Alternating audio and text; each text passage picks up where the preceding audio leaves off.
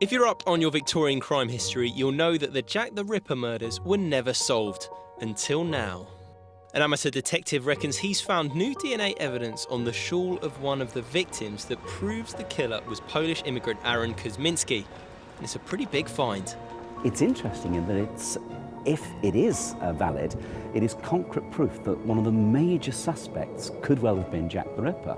Kosminski's been at the top of the totem pole for Jack the Ripper suspects since 1894, when he appears on a list of 3 men named by Melville McNaughton, who was one of the high-ranking police officers in 1894. So to try to get an idea of how the Ripper worked, we went on a quick tour of some of the murder sites. Well, where we're standing now, it's now called Henrique Street, but in 1888 it was called Berners Street. And this is where the third Jack the Ripper murder took place, the murder of Elizabeth Stride on the 30th of September, 1888. The significance is the shawl from the later victim is the shawl that's now coming into the news with the DNA evidence on it.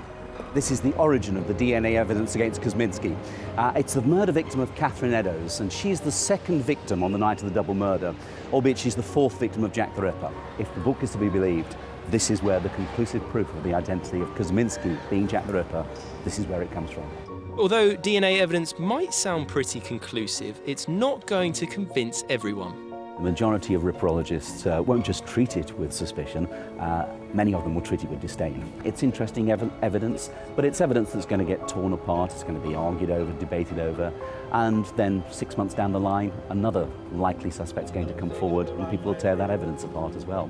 So that's the beauty of Jack the Ripper. We'll never know, in my opinion, for certain who he was. It's a mystery that we can all get interested in, and it can feed into fear, it can feed into interest, and it can also give us, every one of us, not just professional historians, not just ripperologists, every one of us could have a chance at solving that mystery.